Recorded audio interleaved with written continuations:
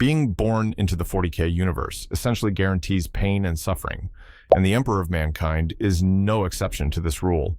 You may think it's great to be a 12-foot-tall space Jesus, but even he's not immune to the grim darkness of the far future. Even though the Emperor is the main character, he is constantly dealing with bullshit that would make a normal person seek a therapist.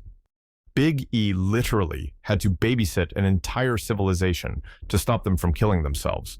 His baby mama called Child Protection Services and had his sons taken away, and he knew about humanity's eventual fall to chaos, but couldn't tell anyone because it'd make it worse.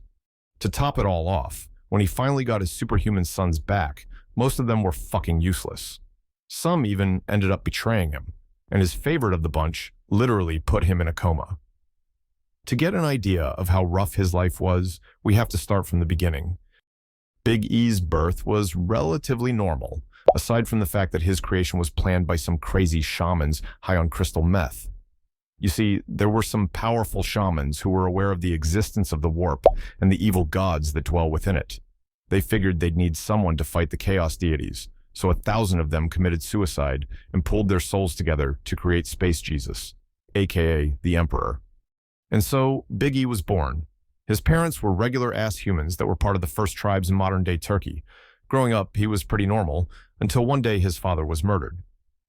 At the funeral, the Emperor unlocks the Jedi Mind Force and finds out his uncle was the culprit. Using these same powers, he stops his uncle's heart with his mind. After that, he knows he's special and different.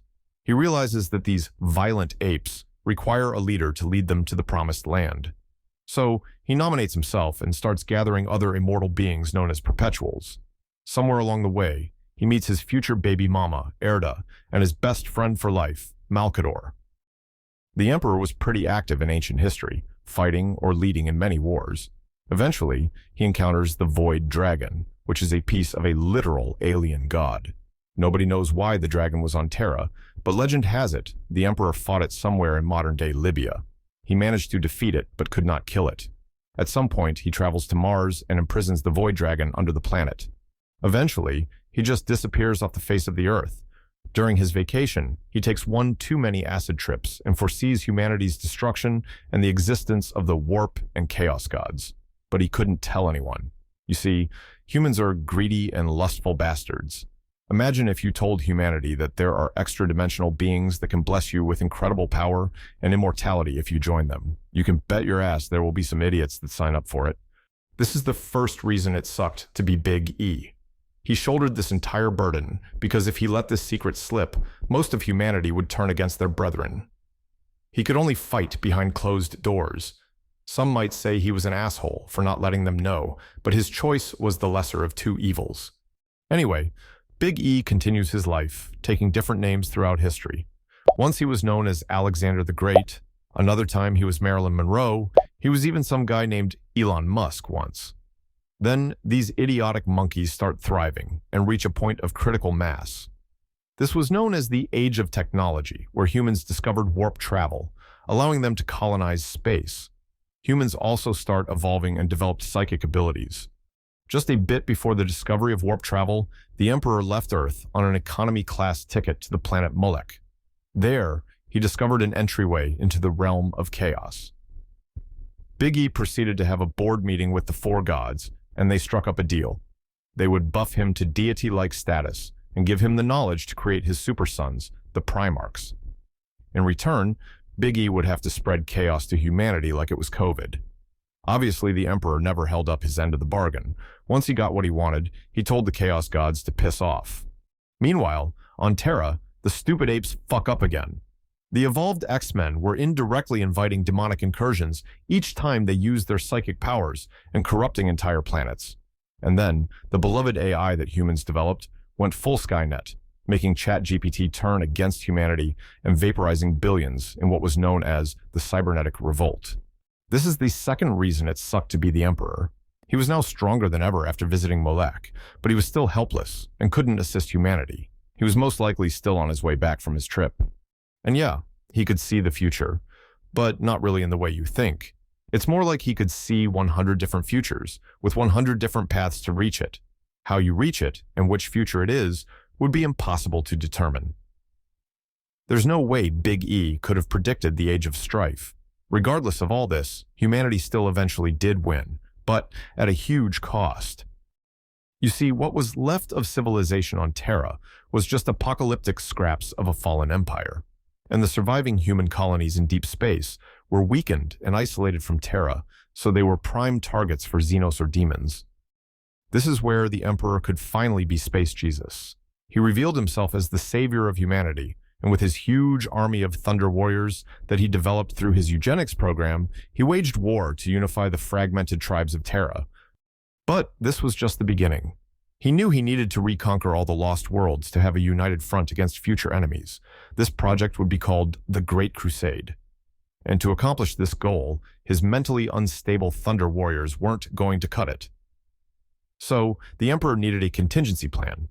After mixing DNA with his baby mama, Erda, they ended up creating 20 sons in his image. They were called the Primarchs, and would eventually grow up to be powerful generals that would lead his armies. But, as in all great cosmic dramas, co-parenting proved to be a nightmare.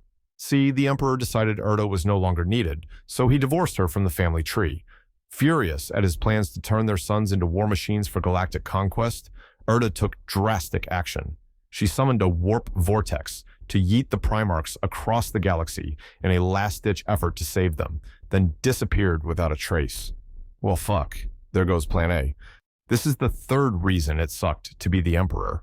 The women he trusted most in the world betrayed him, and he literally lost 20 of his sons to the depths of deep, dark space.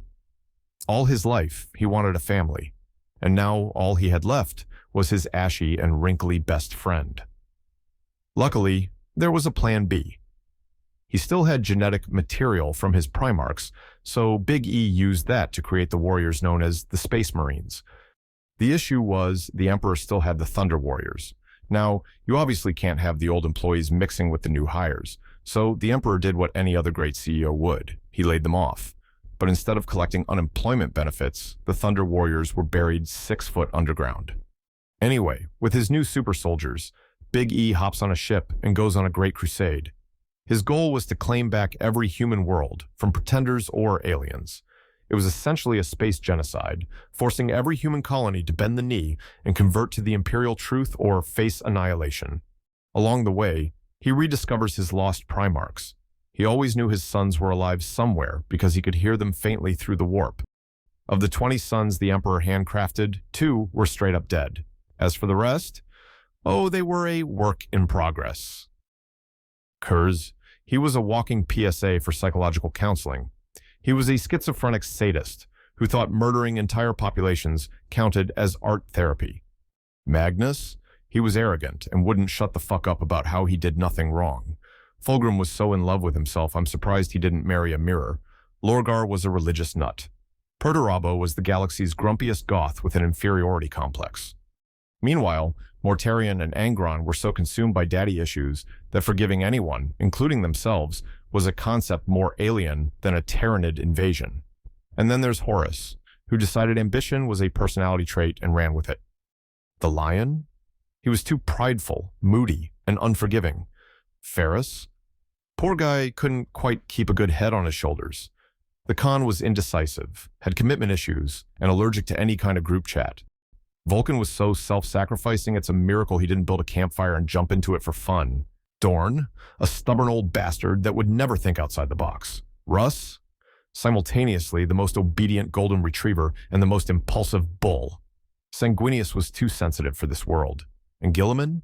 So annoyingly modest, you'd swear he's running a PR campaign called I'm Just a Chill Guy. And finally, Alfarius and Corax. Good luck finding them. One's hiding, and the other's so emo he disappeared into his own shadow. This was the 4th reason it absolutely sucked to be the Emperor. He had kids, but they were dysfunctional.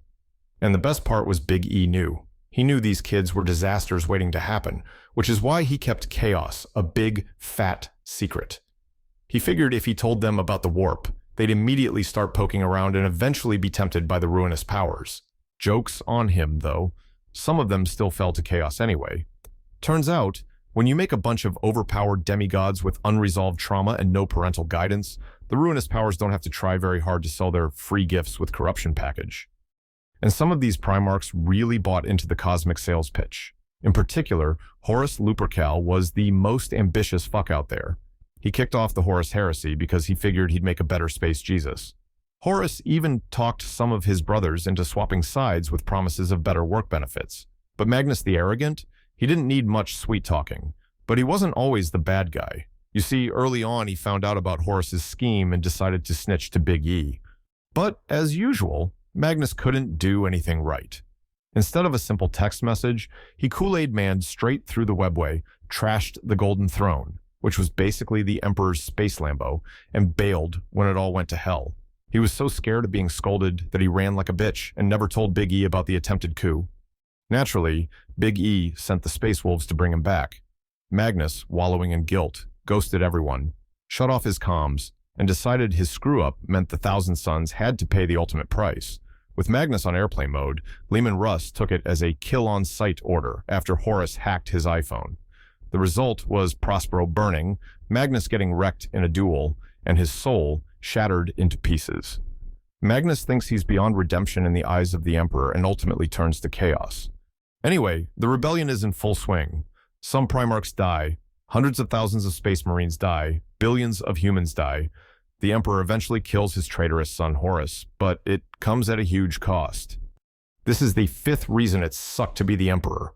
He tried his best to give his sons as many chances to succeed as possible, but the ungrateful bastards spat in his face. Some ended up getting murdered, some turned into demon princes, and some just disappeared altogether. All he got as a reward was to be the most overqualified life support patient, permanently welded to the Golden Throne.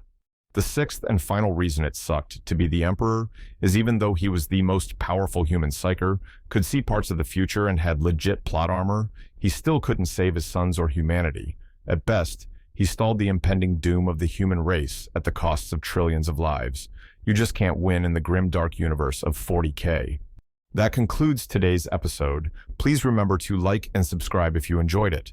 Feel free to leave a comment below on what faction I should cover next. Also, if you want to support the channel, please visit my shop in the link in the description for some Warhammer 40K LEGO figures.